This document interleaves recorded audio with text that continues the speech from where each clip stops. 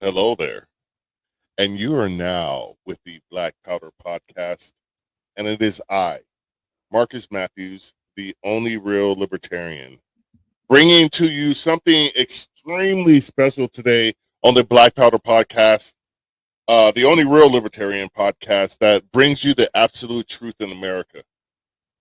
And today, I just want to take a little time. We're going to start off with this. I need not introduce our guest today, because he is a pillar of the Black Powder Podcast, where we're trying to bring you liberty and truth. And if I could say this, emancipation from this system. Without further ado, my brother, one of my dearest friends, cyberly, because we have not pressed skin, as they say.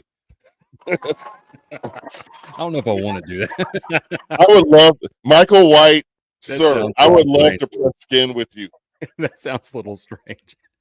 I'm from California. By the way, California, the fourth largest economy in the entire world, wants to thank you for watching this. And we're going to throw them up in the air for California, the fourth largest economy. But we also have the great state of Arkansas being represented by my guy, Michael White, who goes by the top. Do you want to tell the people, you it's been a minute, but do you want to tell the people your new title? Because I have it written down. I didn't forget it, but I wanted you to introduce yourself to the people at this point. Well, yeah. So, my name is Michael White. I haven't been on here in a while. One of my first podcast appearances, and the first time I ran for office, and I ran for office twice, U.S. Congress in 2022, and I ran for a state house position here in Arkansas in 2024. I think my first podcast appearance might have been with you, or my first or second. And then we became friends, and we've kind of done some things back and forth or whatever. But in the past 4 months, what I have been doing is I am the elections commissioner here in Pulaski County, Arkansas, which is the largest county in Arkansas. And the election commission, what we do is we make sure that the election laws are followed, that we vet and hire poll workers, we inspect machines, we conduct audits, we do those sort of things, all the stuff that quote unquote makes democracy work. And I want to remind people at home, democracy is just a method for choosing elected officials. It's not some altar to be worshipped. I'm not a threat to democracy person. I think that's a stupid term. We're a republic anyway, but that's what I do here is in this county. And so in my second race, when I ran for a local office, I knocked on around 3,000 doors, and I talked to about probably 1,000 residents in my district. And I realized very quickly that not only did they not know how the system really worked behind the curtain, I didn't really know how the system really worked behind the curtain. And as I sort of progressed through this process of running for office, you realize that there's stuff you're doing, and then there's stuff the machine's doing. And I don't mean the machine figuratively like the voting machine. I mean the machine, the political apparatus, whether it's a state, county, city, local level. No matter where you are in America, I promise you have a political apparatus machine at work. These connected individuals, connected rules, regulations, legislation, all that are working in some sort of interest in some sort of way. And the complexity of that, I think, fascinated me in some ways. And so when result night came in, there were some number stuff that I was looking at that just seemed strange. Not that it was necessarily wrong. It just seemed strange, sort of how the distribution of voters occurred and things like that. And so I started, sort of wargaming in my head what I know about the system, what I need to know about the system, and if the things that I think the system could it do? And so I spent the past 4 months further into election law systems, machines and processes and vendors than I really ever thought that I would be. And so that's what we're going to talk about today. Marcus, if you're willing to, we'll talk about the 5 ways that I have uncovered that elections are rigged in America. And I mean it. They are rigged in this country. And without a doubt, my friend Lars Mapstead ran on the campaign of unrig the system, something we all agree on. And I can tell you for certain the system is rigged. Before we get to that, I already have my first question for you. Sure. How does one become a county election commissioner? Well, it depends on where you are and what state you are, and what if you have a county commission or a parish commission. I guess if you're in Louisiana, um, the way that I became a county commissioner is the local Republican Party here in Pulaski County. They elected me. Those members of the party elected me to serve on the commission.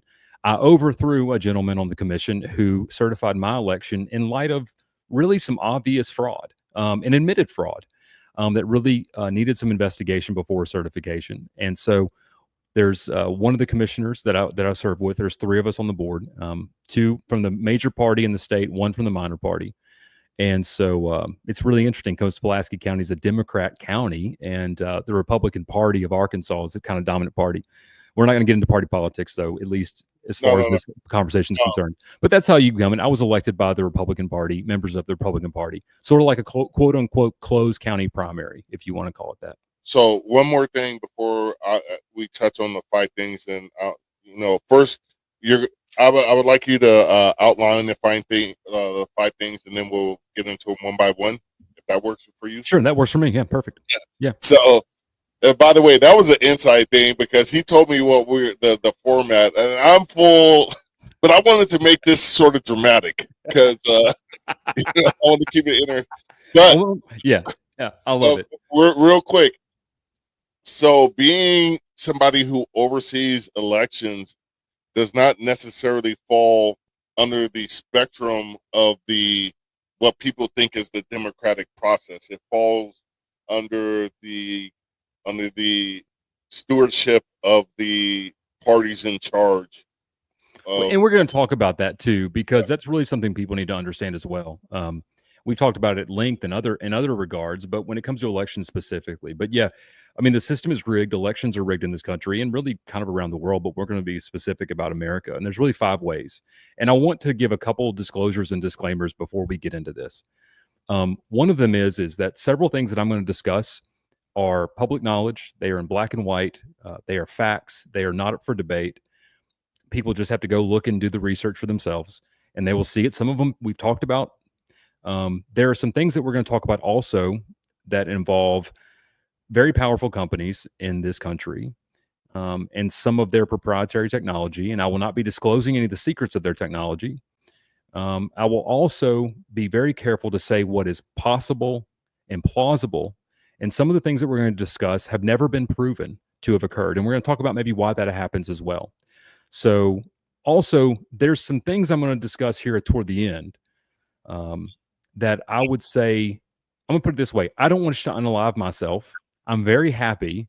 And should something happen to me, I would venture to say, please see if it's connected, because it likely is to what we're going to discuss. So with that out of the way, this is the 5 ways that elections are rigged. Marcus, I want to I'm going to tell you the 5 ways that they're rigged. And some of them you know, some of them you don't know. So number 1, ballot access and restrictions around it. We talked about that extensively. That's number 1. Number 2, media blackouts, biases, and non-disclosed paid influencers. The third way that they're influenced is going to be through campaign finance workarounds. These are loopholes in campaign finance, specifically something called the consultant hole, that party and party officials, in my estimate, use this quite a bit to manipulate how campaign finance actually works. And then the real sort of guts and meat of it, the things that probably people want to hear about, are indirect tabulation manipulation.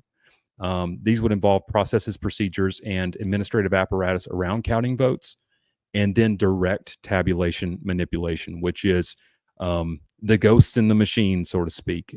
What happens at a machine or counting level that can be manipulated, and how that would accomplish and would be done. So, number 1, man, ballot access. You know about that, right?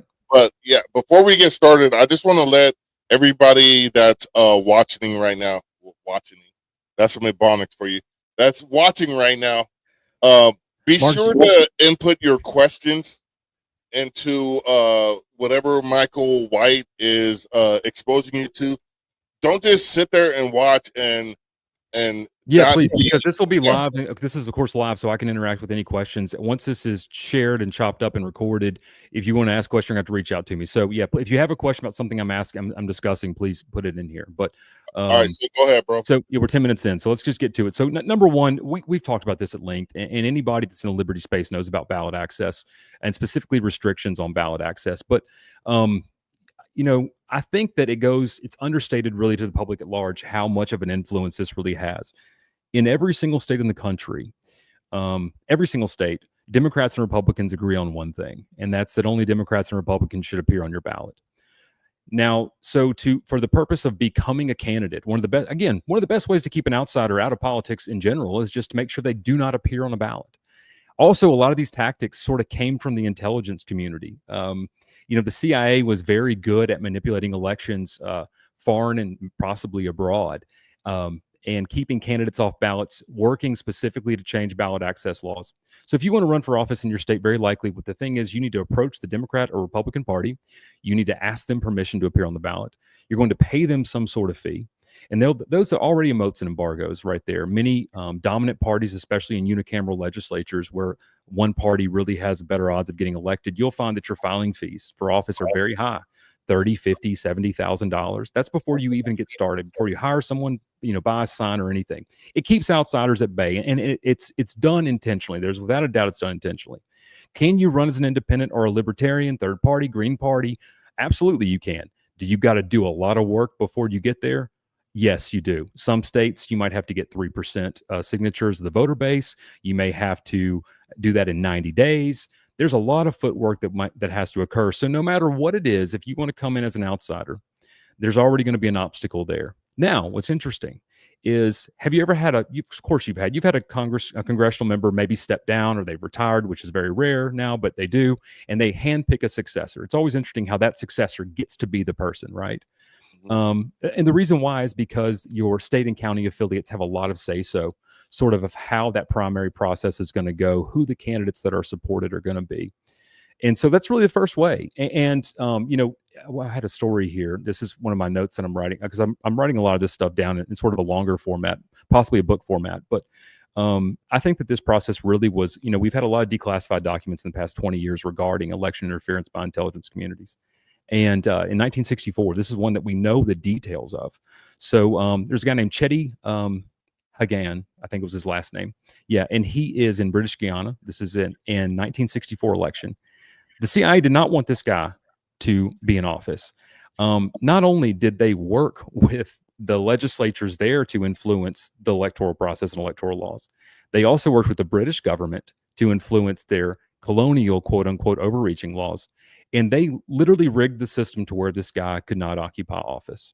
It is no coincidence to me that ballot access laws that we have in this country began in their current form to find their way into state legislatures roughly in the late 60s is when they began. Same time that this sort of influence has sort of been perfected, if you will, because this is not the first time it happened. This is just one of the few cases where we have documented details of how it occurred. So that's really number one. And ballot access, look into it. That's not anything groundbreaking. People totally know that.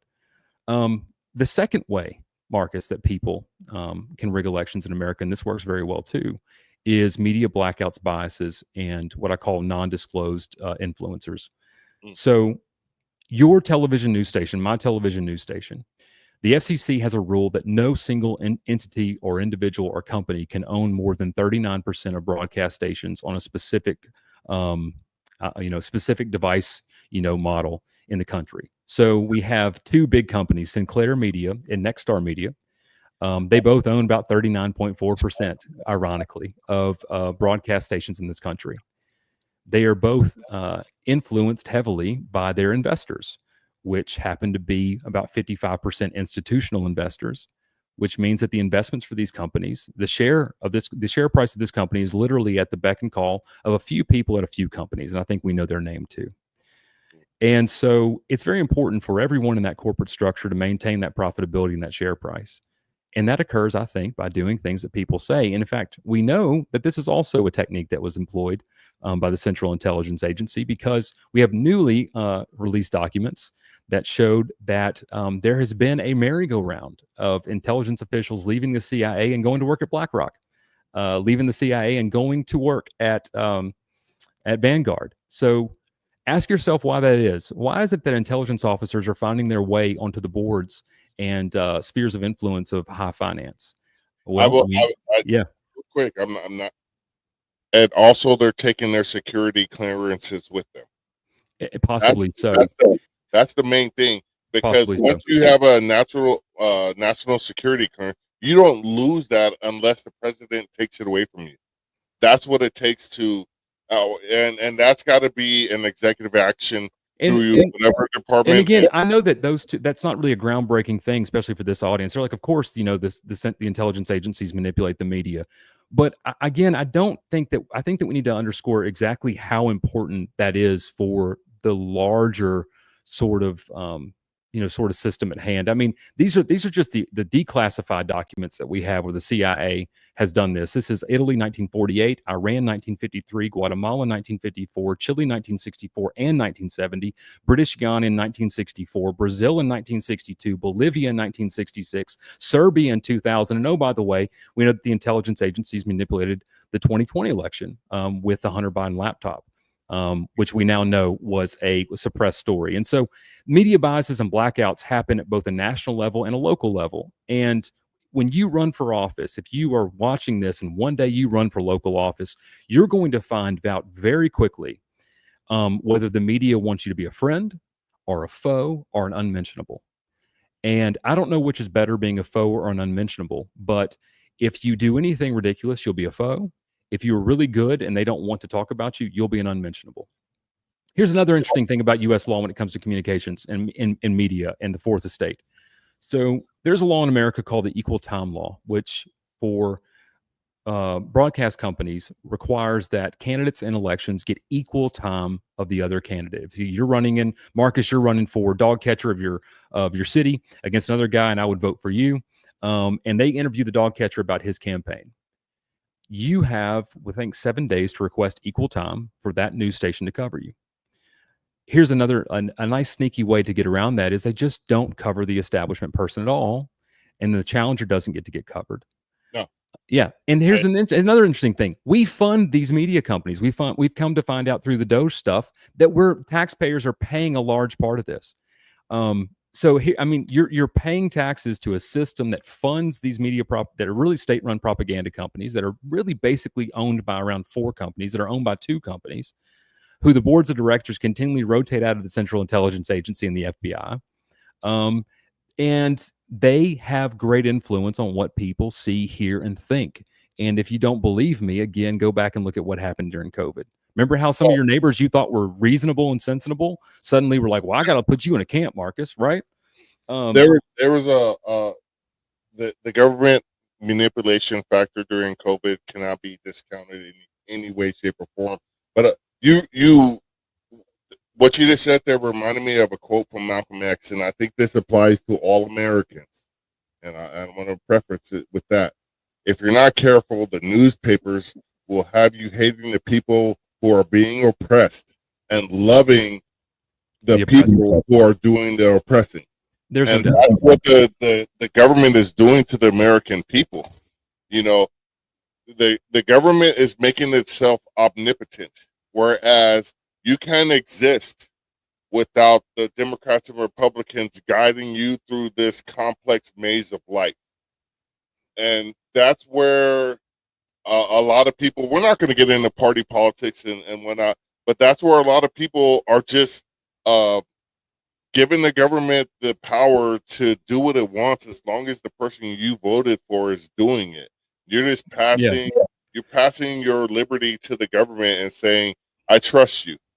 Well, and again, the part that's interesting is this sort of expands and fractalizes across national and local levels. I mean, we talked about ballot access. Again, look, they tried to keep Trump off the ballot. They kept RFK off the ballot in New York, Larry Sharp off the ballot in New York. Again, if you don't want somebody to win, best ways to keep them off. You want people to have an opinion of them. You can run stories in a slant, or just not cover them at all. I ran in a local election, and there was a voter guide. The Arkansas Democrat Gazette has been the newspaper of this city for a long time. In every election, they have printed a local voter guide. And it's almost like the Sears catalog of voting. It's been printed in everything. And a lot of older voters, that's what they look forward to. And that's how they're going to sit down on Sunday morning before the polls open. They're going to sit down with the voter guide and they're going to go through and they're going to say, okay, well, this is what we're going to choose, honey, and this is what we're going to choose. I know this because I've met these people in my community. They just left my race out. It just didn't even appear. It wasn't even there. It was like, here's this district, and then here's the next one, and I wasn't even mentioned. That's what happened to Chase, because everybody was RFK and Jill Stein. Nobody said anything about Chase. Or just for instance, when Chase debated Raphael Warnock, if you remember the news coverage of it, they just showed Raphael Warnock in an empty podium. They never showed Chase. And so again, this is intentional. These people went to school to learn how to use cameras, right? I mean, these people went to journalism school to learn how to talk, apparently. And you're telling me they can't even get something as basic as, hey, there was 3 people supposed to be here. Here's the 2 that showed up. So this is intentional. So outsiders, that's the only change you're going to get in the political system, is if an outsider can get in. And so they've already created 2 moats and embargoes for you to make sure that doesn't happen. Now it gets a little more sinister. Let's say you're running, and let's say you're doing pretty good raising some money. Let's say in your county, Marcus, you're going to run for state representative, and there is a Democrat that is retiring, and that Democrat is hand selecting their successor, and you're the challenger. You're the Liberty candidate, whether you're running as a Republican or Libertarian, Independent, whatever. Marcus Matthews for state representative. And you have a lot of grassroots support. A lot of individual donors are donating to you. You might be raising $100 here, $200 here, $50 here. You're making some big headway. This new guy over here, the selected guy, right? Maybe he doesn't have a lot of grassroots support. He's just a hand-picked puppet, right? Maybe he's not getting a lot of people don't really excited about it. He's getting some donations. Most states in the country have limits on how much money you can take from individual donors, and they have requirements on how you report how you spend that money. But here's an interesting thing. In every state that I've researched, and I think to 18 or 19 right now, in every state that I've researched, there are a handful of political consultant companies that are used by the candidates over and over and over again. And I don't mean just one candidate. I mean, for instance, the Democrat Party of California, there might be 2 consultant companies that they hire to run every single campaign in that state. When you donate to so-and-so candidate, let's say you're running, it's Marcus Matthews versus Loser Edwards over here that's being picked. You're running against him. Let's say Loser Edwards is not getting enough donations. Well, they can't make the donation limits higher. So what they'll do is one candidate will write a big check to that consultant company, and it goes into a black hole. Once it hits there, that's all they got to report is I'm candidate B. I made $1 million. I've written $500,000 check to this consultant company. Once it's written to there, the consultant company doesn't have to report what they do. They may spend $499,000 of that money on the candidate that couldn't raise any money. Meanwhile, you're out there nickel and diamond for real donations, reporting every single expense. You're trying to be transparent. That's what I did in my election. I didn't want any consultants. I wanted every person that gave me money to know exactly what I spent it on. Here's how many signs I bought. Here's how many shirts I bought. Here's what I bought. But go look at your campaign finance reporting in your state. I challenge everybody to do this. You will find over and over and over again, the same names will appear over and over and over and over and over. Then call your Secretary of State's office and say, hey, so-and-so candidate gave $1 million to A&M Consulting. What did they spend it on? And the Secretary of State will tell you, well, you'll have to ask them. And you'll say, well, what if they don't answer me? Or if they lie to me or don't tell me the truth? Well, that's for them to decide. They're a private company. So is that the Supreme Court decision? I forgot the name of it. No, this is not even the campaign finance limits or that corporations are people. This is just a thing that happens on state levels to, again, pool resources between establishment candidates and people that they may want to have take over seats or appear on the ballot or challengers that maybe can't fire up a base. How many boring politicians do you know out there that don't fire up a base, right? Do you ever wonder why it is that their campaign finance report may say they raised $200,000, but all you did was see them on TV 24/7? Again, motive opportunity means, if I've learned long enough in business that if there is a profit motive or a motive for gain, and there is an opportunity and there is a way to do it, somebody's doing it.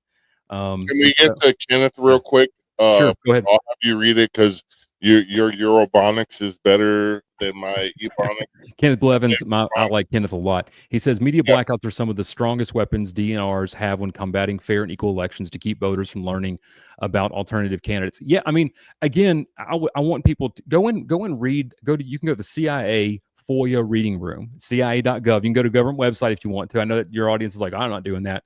And you can read the declassified documents of, again, all these elections that they interfered with and manipulated to get the results that they wanted.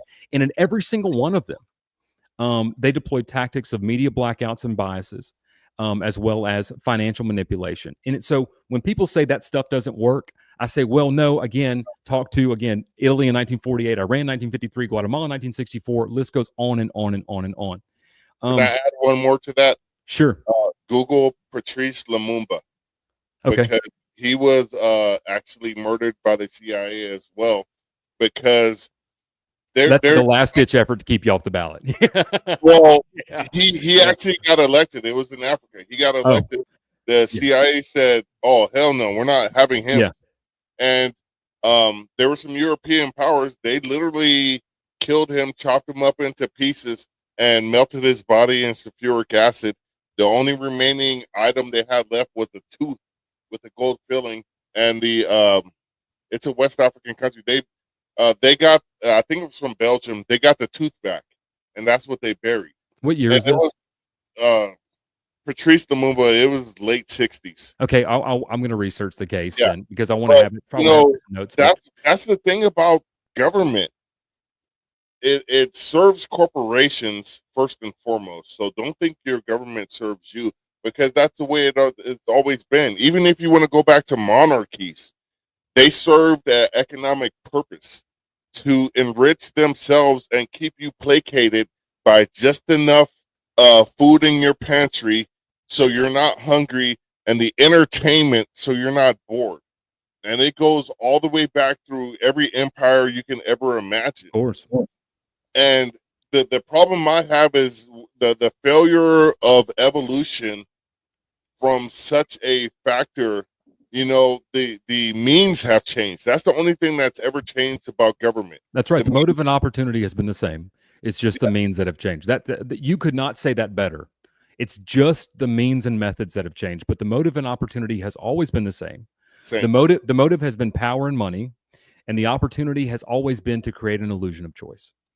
Because if you create an illusion of choice, as you know from watching the Jones Plantation, right?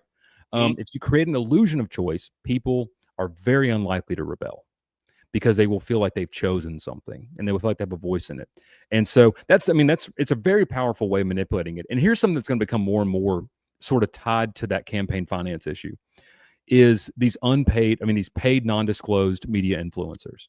This is going to be bigger and bigger and bigger. I've had a lot of talks with people in the liberty space who go, well, Michael, the mainstream media is going out.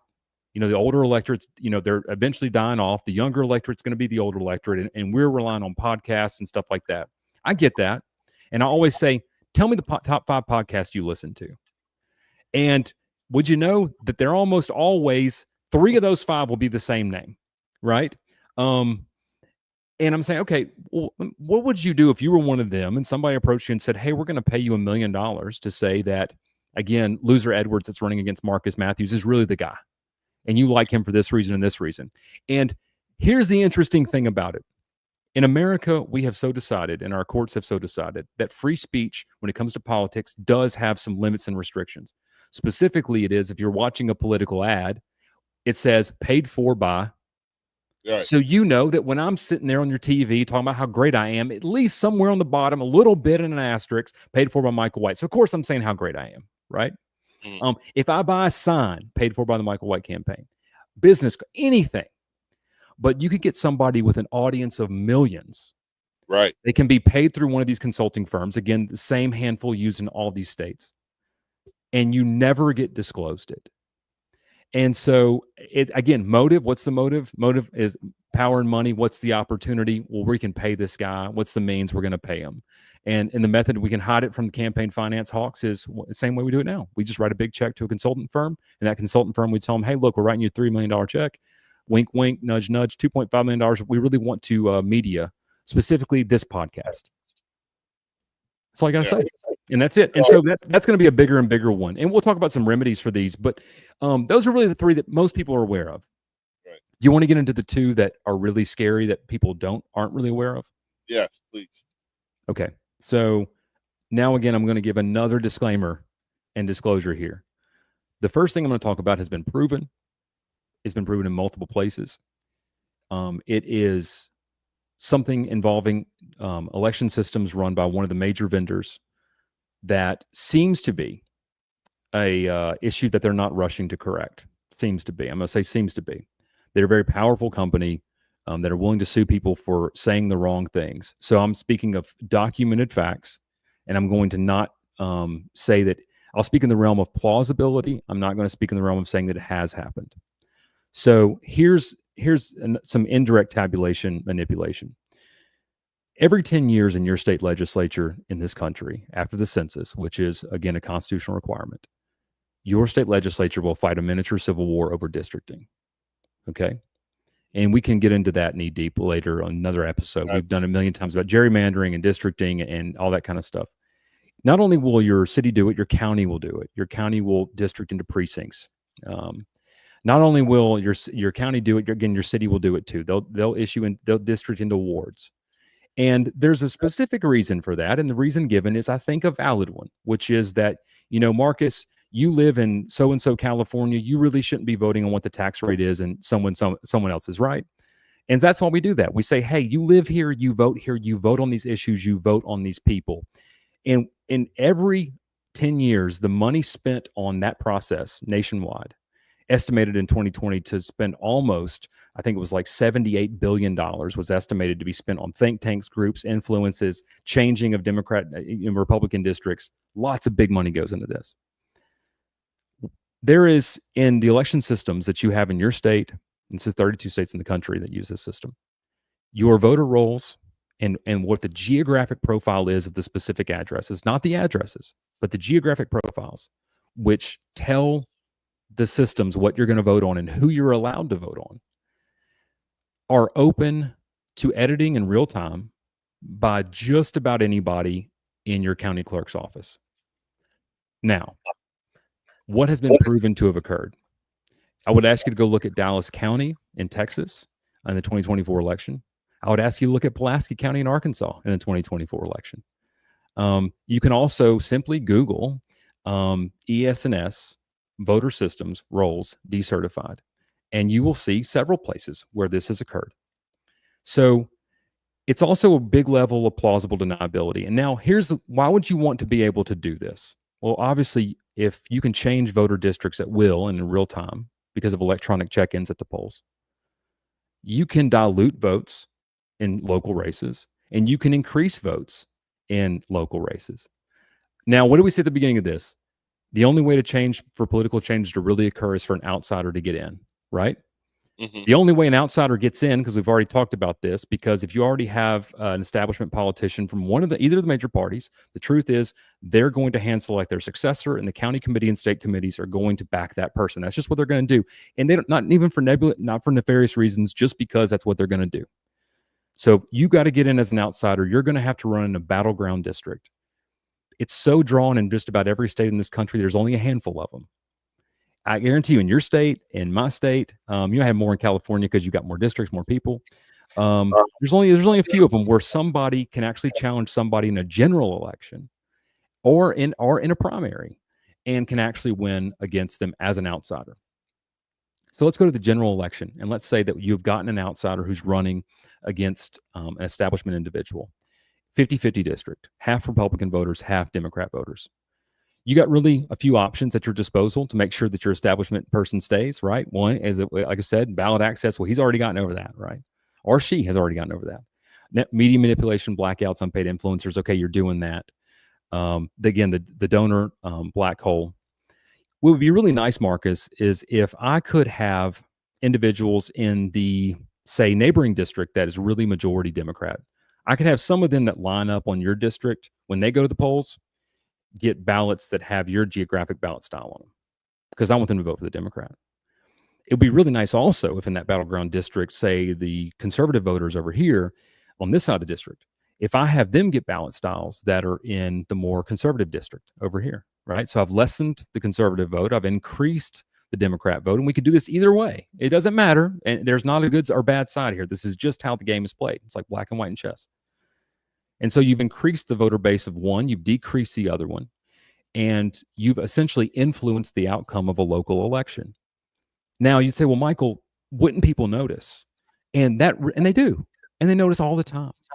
I would ask again if you have a state that has any decent FOIA laws to FOIA your local county or whoever handles your voting, and ask for copies of all the complaint forms from the polling sites during your last election. You'll be shocked. A lot of people notice. But there are thousands and thousands and thousands of them that occur, and they get caught in the noise of these systems. And then we're going to talk later about the apparatus of audit and how that really works. But so that's really an indirect tabulation manipulation, and it is a feature, in my opinion, that is built into the systems that run the back end of voting. These are, again, the systems that manage your voter rolls, their geographic places, and then when you build an election on the computer system, when you're building it out, individuals, low-level employees have the ability to log in and change that at will.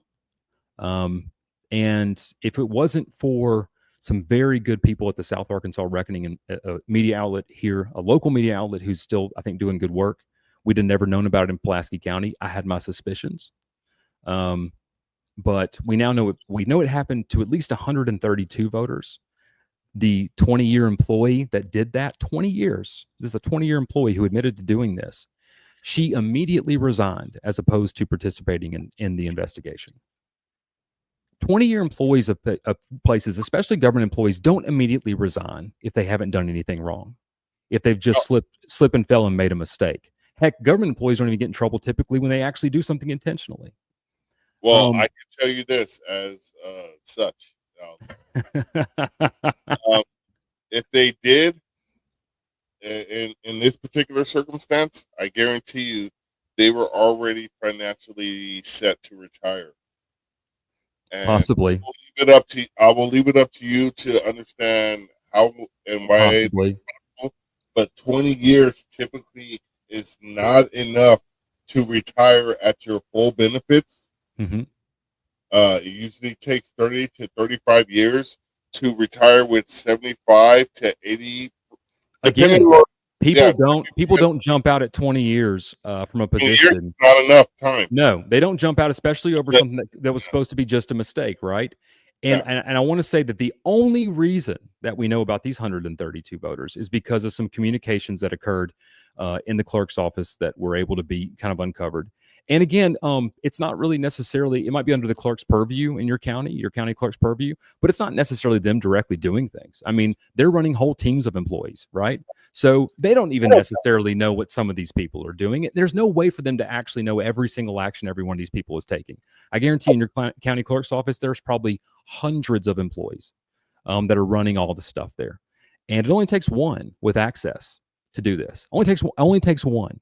And again, local elections, places where people may not know the names of the thing, they may say, "Oh, I thought we were supposed to vote for the Marcus Matthews Loser Edwards race. I thought that was going to be our state rep race, but my ballot says I'm voting on these two people over here. I guess that's who we're supposed to vote on." That happens a lot, and so it's a great way to make sure that you do not have outsiders get in. That's one method of indirect tabulation manipulation. Here's another method that occurs. So for your absentee ballots that come in from a lot of states love mail-in ballots. Some states don't love it. Some states want to give the guys, if we have secure elections, they don't like a lot of them. Some states send a ton of them out. If you were to walk into a tabulation center on an election night and you were going to see people opening up these ballots, and typically speaking, most state laws have 2 people or 3 people reviewing this set. They have to agree on certain conditions. This is the right name. This is the right address. This is the right thing. And I think 99.99% of those people do that job with, ethically and to the best of their ability. But we always know in any action, there's some bad player, right? It only takes a couple of people to be assigned at a table to just burn some ballots, to say, okay, we've been told, we're paid, whatever, that we're not going to do this. Again, this is the realm of plausible. Hasn't been proven. And here's why it's difficult to prove, because it's really at the discretion of the judges. So you would think, well, Michael, can't we audit that and figure that one out? We're going to get there. I promise we're going to get there. So those are two methods of indirect tabulation manipulation. Another method is the quarantining of voters and systems.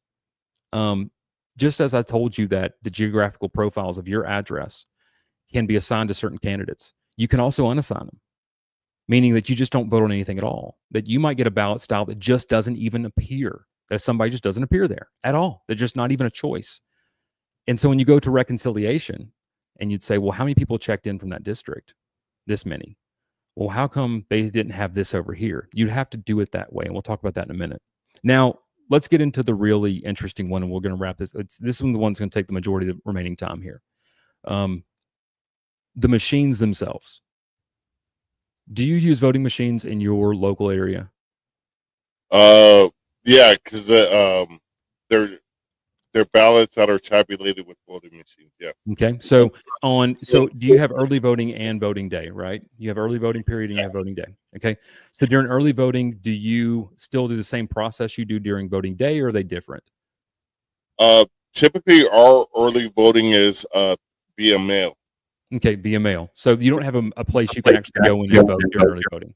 I know in LA County they do, but I'm in San Bernardino County, and we get our ballots in the mail throughout all of California. So typically, I'll send the ballots to my kids who are other places in college. I'll send them their ballots, and we'll fill out our ballots here, and we typically mail them our ballot.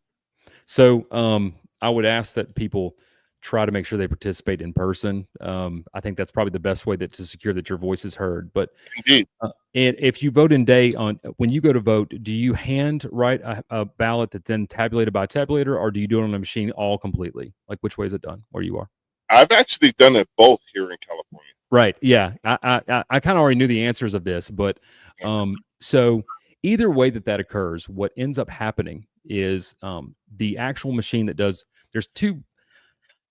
We're going to talk specifically about one vendor right now, and I'm not going to even name the vendor. You can go look it up. But this vendor, they offer really two ways that people can vote. There's what's called an express vote machine, which is a machine where you walk up to it and you press things on a screen, and it prints out a ballot with barcodes and names.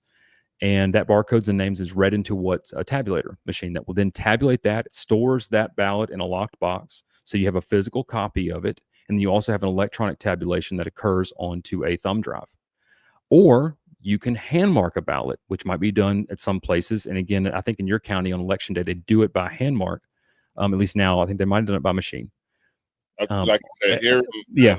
I've done and so that hand mark ballot is tabulated in the same manner. There's another tabulator made by the same company that does the same thing. People often want to talk about the machines hacking, that kind of thing, and say, hey, this is where all the fraud's coming. This is where all the manipulation's coming. We've already spent 42 minutes on this podcast. And I'll tell you that, again, what we've covered is enough already. It's enough already. You don't need to hack the machine. You don't need to change that.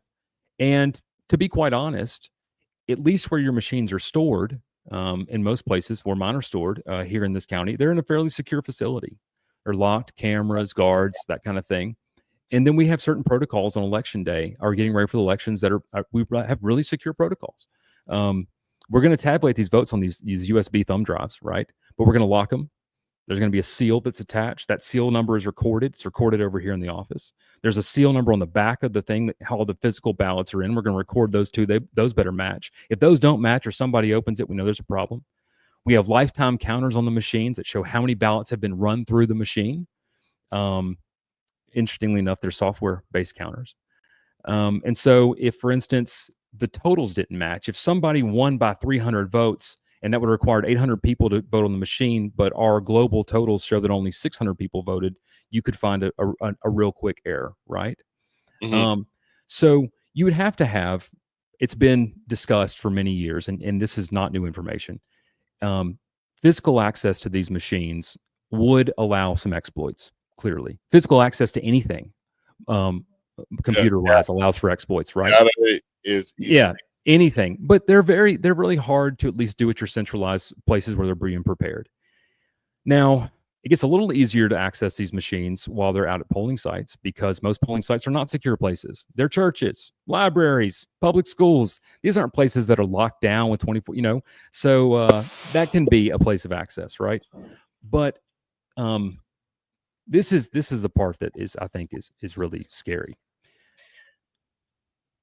You don't need physical access to the machines. You don't need even to encounter the internal mechanisms physically at all to change outcomes and tabulations in these machines.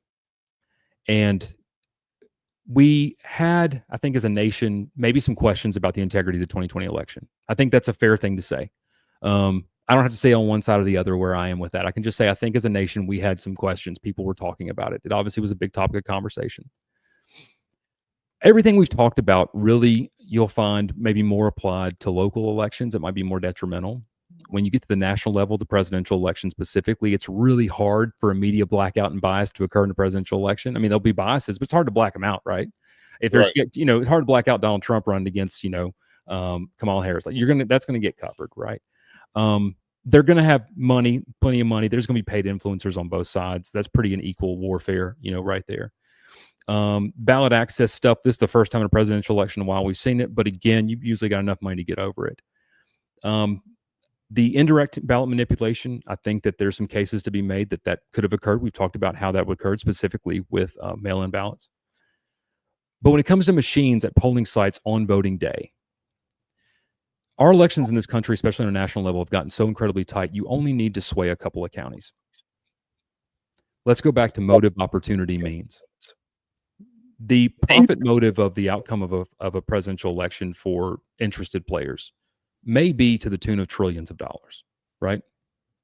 I think that we could argue that it's easily to the tune of trillions of dollars. This is a big financial incentive for you to affect the person you want to be. If it's only a handful of counties where you really need to influence these things, you don't have to, the opportunity is there. You don't have to be all over the country. You'd only need to do it in a couple of places. And now the means. Now, how would you do this? Let's back up one second. I'm going to introduce you to a term called zero-day exploits.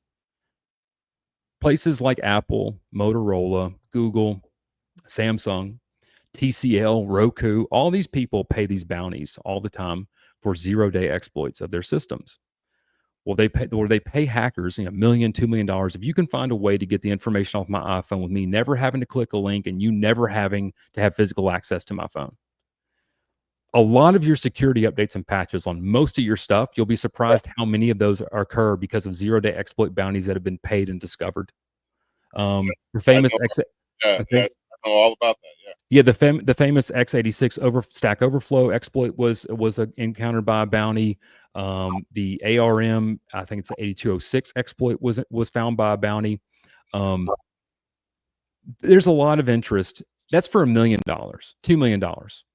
People will find ways to get the stuff off your iPhone without you ever having to click anything and never having to touch your phone. In the 2020 election, shortly after it, a paper was written by a gentleman named Guri Mordecai. And he is a well-published cybersecurity guy. He's been quoted and he's been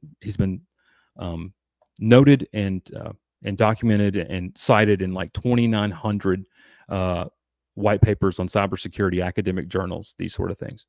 I found the timing of this paper to be really interesting because he wrote a paper called Rambo. And Rambo was a paper written in 2021. Let me go back here to you, buddy. Where are you? There you are. And Rambo is leaking secrets from air-gapped computers by spelling covert radio signals to and from machines. This was a technology that you would have been told in 2019 couldn't be done. Yeah. That you could not affect memory registers at distance with RF. We now know because of this paper that you can, that it's possible, that it exists. This is the ability for a player with a transmitter, whether it's someone that's just coming in acting like they're normally voting, somebody in a parking lot, an intelligence agency of another country, a foreign adversary or actor. Probably very much a technology that we're probably deploying right now in our intelligence agencies across the world. That's why it's a scary thing to talk about. Well, let me This is tell you. this is at distance. Hold on, this is important. I get this point out. I don't want to be interrupted on this one. Yeah. We're talking about the ability to at distance bit flip memory registers via radio. Why is that important? Did you have a Game Genie? Did you have a Nintendo and a Game Genie back in the day? I had a Nintendo. Okay, you had a Nintendo. Did you ever have a Game Genie, the thing that allowed you to cheat? No. Okay. The Game Genie worked like this. All the Game Genie would do was change the memory registers of where something pointed to. So, for instance, if Mario died, the register would point to -1 on the life counter, and the life counter would point to a certain memory address. Okay. And so if you died, it would take -1 from there, and should that number equal 0, game over, right? The Game Genie would simply make it to where when Mario died, it pointed to a different memory address to where it didn't take anything off, or maybe it added something. And this is a very, very small piece of information that's being changed. We're talking about memory registers. These are 8-digit, hexadecimals. These are not big things. That's what I do for a living. I know exactly what you're talking about. So we're talking about at distance, the affecting at distance of these. So you could affect a global counter on a machine. You could also affect the memory register of the stored candidate location to where if somebody, for instance, went and clicked Marcus Matthews for president, the memory register that it points to tabulate that, right, would maybe go to just a null and not tabulate anything at all. Maybe it goes to tabulate 2 for the other person. Maybe it goes to deduct 1 from somebody else. There's a million different ways you could do this. Again, you would have been told that the sophistication necessary for this process to happen didn't exist. And it was proven that in 2022, not only does it exist, but it does happen and can happen and is fairly available to happen. This is going to become more of a problem as we move forward, especially with stuff like Flipper Zero and things like that. We're going to be more and more of an issue. I'm not going to reveal the spec. One more second. I'm not going to reveal the technical specs of some of these machines. They're out there. It just simply requires that somebody has knowledge of the manufacturer of the memory of these machines, processor, certain bus and BIOS issues. And you can, again, at distance with a very small transmitter and certain packet injections and certain frequency manipulation, change memory address and pointers at, again, a kernel level in the system. So that's serious. No, 100%, because every movie you've ever watched where technology is make you subservient to your natural rights is I'm gonna put 100% true. I'm gonna put a comment to the I'm gonna put a comment to this article in the private chat. You can copy it over to the comments. I can't see them right now. So, but that's the article from Dr. Mordecai regarding manipulation of memory addresses at distance with RF. And then you can go to the cited papers. There's around 40 or 50 cited papers in the bottom. Yeah, 37. And you can go through there and read about the history of this technology advancing and the theory and work behind it. Interestingly enough, there was a patent application for the ability to wirelessly manipulate memory registers. It was denied by the patent office because the patent office felt that it was a threat to national security. Where do you think that technology went? Where do you think that went? Who do you think has that now, right? So yeah, somebody has it, right? No, everybody has it. Somebody has a cell phone that you can't remove the battery from, you have that technology and software on your phone. But we're talking about specifically when it comes to, like, again, bit flipping and memory registers, like specific to that thing. Yeah. And again, the same thing could happen with passcodes. You could do the same thing. If you bit flipped to true or false, you could just, any Face ID would register and open the phone up, right? As long as that final bit, when it finally comes down to where it's a yes or no, a binary question, is it good or is it bad? Yeah, there you go. Boom, you're there. These are these exploits. But because I will say this about California: California has more Republican counties than Democrat counties. But yeah, how we vote. A lot of that is based on population centers. But let me ask you this: do you think we need to have a national holiday for voting? Well, I tell you what, let me answer that by going over one final thing, okay? That's important to understand all of this together.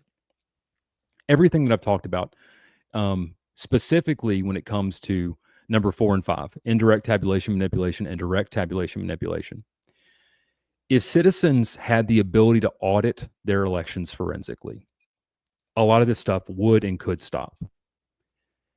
We're told all the time that we have the most secure elections in this country. But interestingly enough, in this republic, in every single state in this union, another thing that all state legislatures agree on is citizens do not have the right to audit their elections directly. Why is that? Why is it in a republic founded on the idea of transparency and honesty, supposedly, that you can get the emails between the governor, you can get access to divorce records, criminal records, proceedings in court, cell phone call records from your representatives, all these things you're allowed to have access to. Even if you want to pay tons of money, pay for the whole thing, 5 cents a page, 10 cents a page, there's not a state in this country that will allow you to forensically audit your elections, whether by yourself or by a group of individuals. They're not even necessarily a process. It's by court order something like that happens. And even then, that can be very limited. In fact, in some states, it's almost illegal for even the election officials that oversee their elections to even audit these things. So in some states, you can be arrested for doing that. Yeah. So again, let's go back to this issue. You can influence national elections with a very small percentage of a technology proven to exist that you don't have to touch. Interestingly enough, in these states, it's illegal for citizens to audit it. The people that are in charge with auditing it are likely going to be told to not to. And if they try to on their own, they could be arrested, right? You can indirectly manipulate the tabulations by both the feature and the back-end voting systems that pretty much any low-level employee in probably your county office has access to. Again, this entire apparatus, the administrative part of the system, the Vivek Ramaswamy pointing out, it's not the people that are representing you, it's the apparatus behind them. This system over here is very flawed. It's not perfect. And until citizens can have access to auditing, none of this is going to change. Everything else that you're being told, whether it's a single day voting, is going to fix it. Whether you're told go to hand-marked paper ballots, I think we should all have hand-marked paper ballots in person. I think that's a great thing. I think it's a very good way to reduce fraud. It's not a panacea. It's not going to cure everything. If the administrative apparatus behind the system is still flawed in some way, if citizens still do not have access to this, in my opinion, citizens, let me tell you what you're supposed to do. People will say things like trust but verify. When it comes to the government, never trust, always verify. That should be the attitude of every single American patriot, small and large, in this country. And there's not a better place to do that but the place that they don't want you to be verifying, which is in your elections. So 100%. that's the answer. It's the single day voting, the holiday, all those are distractions. Because the truth is, until you can be the person, the check and balance, like the open source software versus closed. The reason open source software is more secure, why? Is because there's millions of eyes on it, right? Anybody that's a techie can look at it and go, hey, I found this exploit. What happens on the other side of it, on the secret side? The exploits are either sold to intelligence agencies, wrapped up in a security update, or kept to themselves, right? One's very transparent, one is not. We need that same process. We need open source elections in America. And so that you're means saying our elections are socialist entities? Yes, they are. Yes. Capitalism allows for such a openness. Socialism doesn't. It's obviously a mixed system. These are quote unquote private companies that are paid by public entities for these systems, and I get why they do it because it's very hard to run a lot of this stuff. And just in our county, we have a staff of 8 full-time employees underneath the commission that work year round on these kind of things. So there's a lot that goes on behind the scenes to get millions and millions of things recorded. But we need open source elections, not open source code. We need the ability for people to have full transparency to the actual stuff that happened behind the scenes. And until that occurs, it's not going to change. Because what I'm saying is capitalism does not allow that. You're not going to sell something to the government and have the people who can analyze it or utilize it for free You're not going to do that. There's You no see, in fact, incentive. I think that there would be a very good opportunity for a capitalist mechanism to assist voters in doing that. Obviously, Should a but lot of voters want to get together and want to audit, their county election? You're going to need copies of ballots. You're going to need copies of this. I mean, there's all these things and processes that could probably be monetized and changed to on both you sides know, of it. Yeah. uh, But so that's the answer, Marcus. In a summation, that's the answer. real quick, because I know there's some very rich libertarian benefactors that we have that are sitting on the sidelines, and I think because those are few and far in between in actuality, but they do have an immense wealth. Can't people that are thinking in the third term utilize their resources in a pointed fashion to go after specific targets within the system? Whereas, no, you're already shaking your head. I haven't even finished. I feel like we're in my cousin Vinny right now. Yeah. No, I mean, I'm gonna cut you off right now. It's not gonna be a single person. There No, has, I'm not yeah. talking about a single person. I'm talking about the limited resources that a particular third party has. Shouldn't we be focusing them on destroying these parts of the system that are preventing people from presenting the actual facts like you If presented? you want to ask me like where certain political parties or certain political movements should focus their efforts, specifically if they're small groups, I think the best way to do that is by finding good candidates, supporting them, and running them however necessary to have them win an election. I think that's the best way to do that. Not in the Yeah. courts. Yeah. No, not in the courts, because the courts are, there's a whole nother rigging that occurs there too, behind disclosures, proprietary information, national security secrets. There's a pro and a con of Tulsi Gabbard coming out and talking about this stuff as a national security issue. The pro is you get some eyes on it. The con is now it's a national security issue. Yeah. It gets darker as well as it gets lighter. You get more people looking at it, but now the door gets more locks on it before you can get inside it. Again, the answer is this. Ideally, there would be a federal law. Back in the day, Marcus, let's back up. Back in the day, people with a certain amount of melanin in their skin weren't allowed to vote, right? Weren't allowed to vote, weren't allowed to participate. And then the federal government finally passed laws and changed things and said, no, you got to let people that have Marcus's complexion vote, right? Civil Rights Act, these sort of things.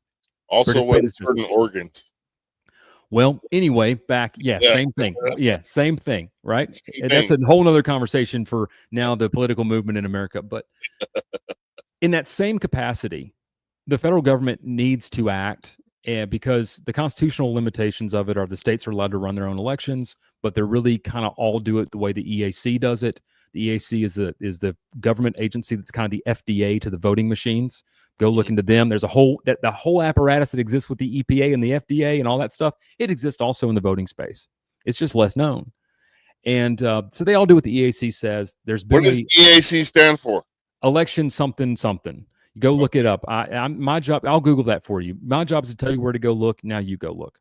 Okay. Because I want people at home to research this stuff and see how deep the rabbit hole goes. Yeah.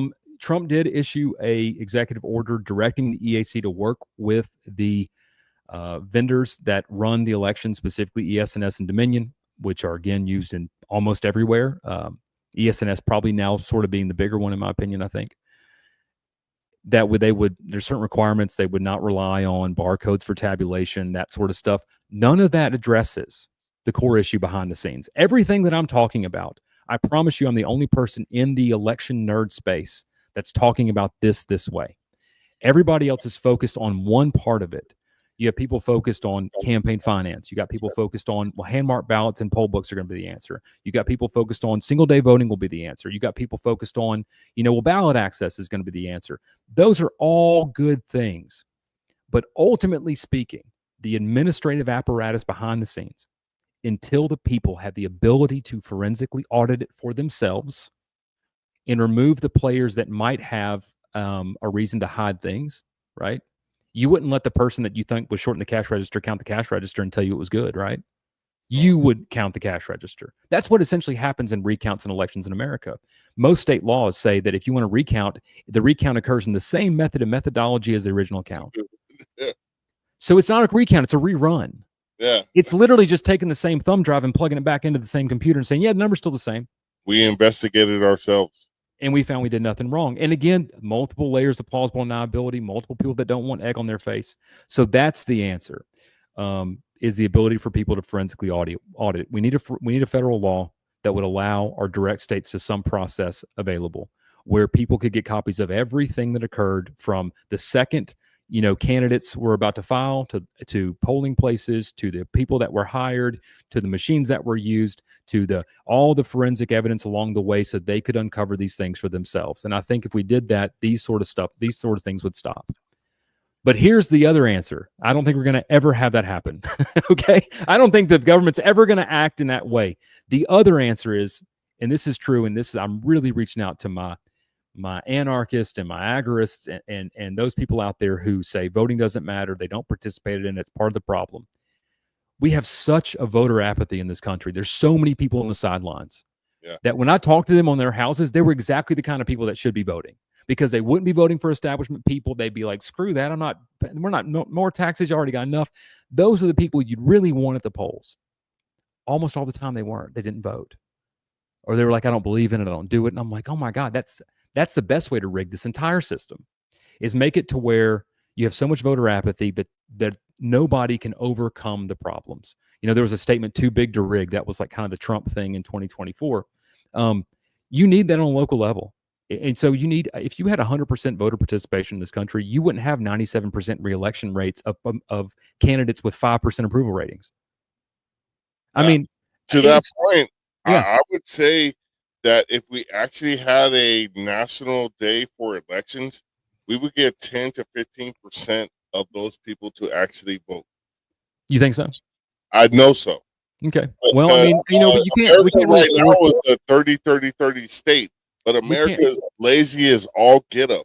We can't really force employers to let people off work. You can't really do that. I understand that. I think the balance is this. It's a patriotic thing. Yeah. I mean, you're right. We have Memorial Day. We have this. We have that. I mean, it would be. I could see the benefit of it, and getting people fired up. But more than likely, they would just turn it into a barbecue thing. Target would start selling. That you would walk in for election day, and there'd be a barbecue grill and charcoal and all this stuff, and it would totally be commercialized and not get to go. I would volunteer my time, and I would make brisket if I could stand in front of. Because normally our elections are at churches, right? Where I live, I would be on the sidewalk with brisket sandwiches. And let me tell you something. Shout out to those people. I got to tell you this, behind the scenes, like the people who volunteer their space and their time to do this stuff. Yeah. I mean, we don't have a system unless they do that. And there's a lot of generous folks out there who maybe again, there are a lot of pastors who might be apolitical, don't really care, but they're like, yeah, this is important to the community. Opening their church up, getting their floors scuffed up, getting people dragging muddy feet in. You got people bringing equipment in, bringing it out, using their electricity, turning the air down to 55 degrees. All these things that happen when you let somebody occupy your space, right? Almost every polling site in America is done on a volunteer basis, except for the ones that are government owned, like the schools and the post offices and stuff like that. So shout out to those people. That's still one place where there's some voluntary action going on that's kind of heartwarming in some ways. In my community, it's about 60-40 schools, churches. Yeah. That's kind of about here. It's about 60-40. I mean, we just recently ran a special election in North Little Rock for a millage increase. And speaking of apathetic voters, the millage is the tax. Millage in my entire life. Millage is the tax rate on stuff. Let's just say it's taxes. We'll just it's a fancy word for more taxes. It's this fancy word for more taxes, right? And so there was a special election being called to raise the taxes in North Little Rock, because it didn't pass during the normal election time. And this is another thing that happens is I'll run special elections where nobody else knows there's an election going on, except the people that want to vote for the thing they're going to run the special election on.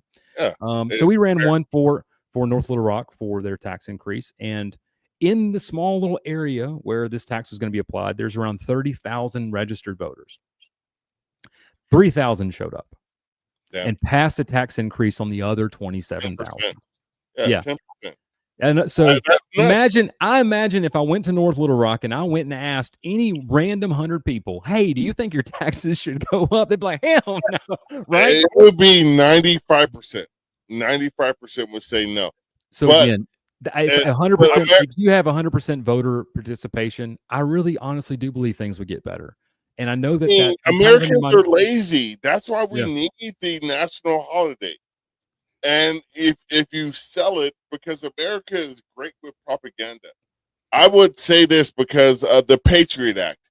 If you were against the Patriot Act, what are you? Are you're a you patriot. you're anti-patriotic? No, no, no. I'm You're talking a about patriot. how obviously, but how did they sell the Patriot Act? Is like we just got attacked. They knocked down these two buildings, I which I remember. just Yeah, went very to well. a couple weeks ago. But George W. Bush was going around and saying they hate our freedom, Yeah. and to answer that, he denied us that. He Well, it's denied just us like in the fourth. Ukraine, right? Too same Yeah, thing. It's like, oh, we got to fight for Ukraine's freedom, and they cancel elections. Like, yeah. I I mean, mean, yeah. yeah. I it it, If it voting amazes didn't, if voting didn't matter, I promise you, it wouldn't be $1 trillion industry, and there wouldn't be some of the smartest people in the world working on every way they can to win them, rig them, and change them. well, yeah. It does matter. It does. It absolutely It matters. really does, and you said it perfectly earlier. The only thing I think there's two things that Democrats and Republicans will always agree upon. The first and foremost is keeping the system the same that brought them to power. The second is spending money. I combine these two: spending money and going to war. Yeah. Well, I mean, because that Because keeps the system in power. Yeah. I mean, exactly, well, I mean, because as you know, well, know, Marcus, the American monetary system is biphasic, right? Part one is the Fed prints the dollars, and part two is the military makes sure the world takes them. yes, And that so they go hand in hand. I mean, you have to have both of them. But so again, what I really love to see, if we could see more of the liberty community, especially the quote the anarchists, the agorists, the people that are out there that the really free spirited people you meet that really I think get the whole picture. We need them to be pro voting, not anti voting. exactly. They're participating in part of the propaganda that keeps the system perpetuated the way that it is. The And so, apathy. yeah, If the American people just have apathy towards the system because they think because a lot of them are like, I don't like him and I don't like him. They don't like the duopoly, but the public educational system, because my new diss on people is like, when I tell them on social media, you're the intended product of the public education system.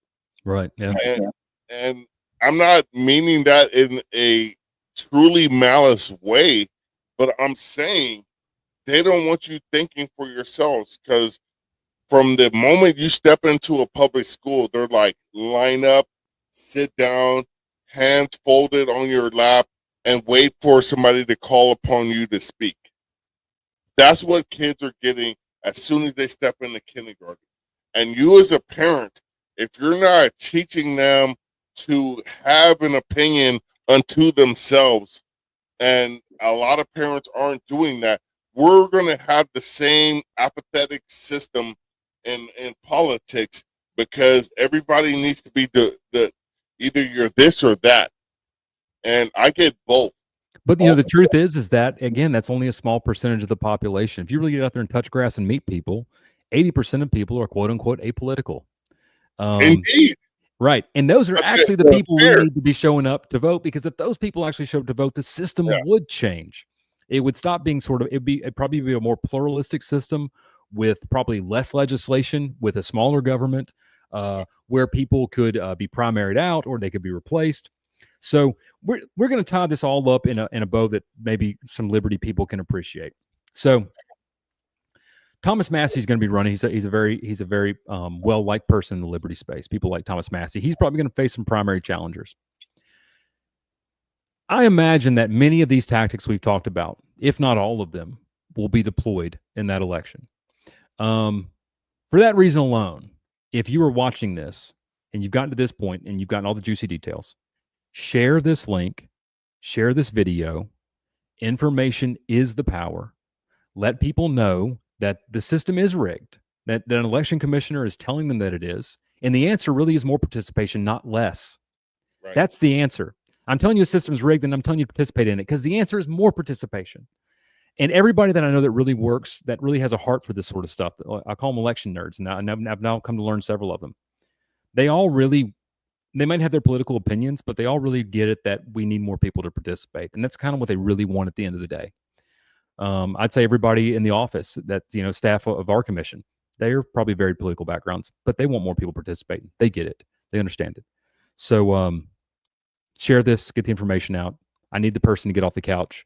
And in the next election, go vote for that guy who you only saw one sign for and the media didn't cover, and who could barely raise any money, because very likely he's an outsider and he might change something. Because what you allow will continue. Precisely. And I will continue upon your point, Mr. White. I would ask the American people that have watched, listened to this, or whatever you may do down the line, live and down the line. Look up two things. Google two things. I hate saying that because it's such a basic statement to Google something. But Google Bacon's Rebellion and what that is. After you fully understand Bacon's Rebellion, Google the Whiskey Rebellion and what that is. And after you Google those two and understand what those two items or in history were, understand where we're at right now, and you'll have a grander aspect as to why you should participate in the system and why podcasts like the Black Powder Podcast, people like Michael White, people like Tub Rosenbaugh, whatever the hell his Germanic name is, people like Eric. I love Tub, but yes, he has a very hard last name to say. Yeah. Me and you People, got real simple Anglican names. Marcus Matthews, Michael White. Mine's Welsh. Matthews with two T's is Welsh. Yep. My guy, Eric Parker. Also easy to say. Very easy to say. Unlike Tub got to come in and complicate it with Aurora. It's like a we're riding a wave over here to say it, man. Yeah.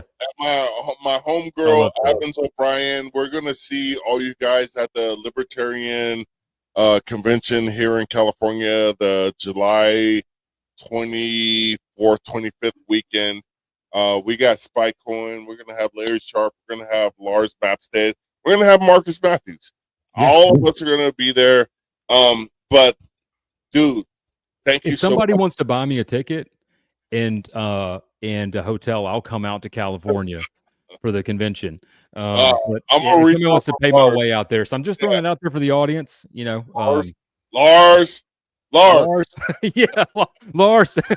Hey man, stock market's up. I know you're doing pretty good. Yeah, Lars. and again, I do want to give a shout out to that gentleman. Okay. He probably, of anybody that I have come in my life to know in the past 4 years, I think specifically has a real understanding of issue one that we talked about, ballot access and restrictions and the moats and embargoes against political competition. And he really is out there starting to do the work to get that changed. But all that's for naught. All that means nothing if people don't participate and show up and vote. There are people out there that are knocking on doors, pounding their pavement, spending their own money, pulling their hair out, getting fights with their spouses, getting a heat stroke, all kind of things so that they can be a choice for you. The least you can do is show up. The least you can do is give 5 minutes of your time.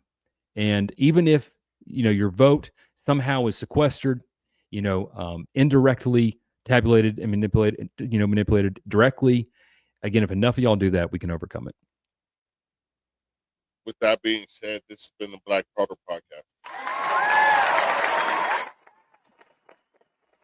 want to thank everybody who listened, watched, and participated. My guy Kenneth from Oklahoma, he's a libertarian doing a lot of things, and we know a lot of people are going to follow up on this because that's the general consensus of our audience.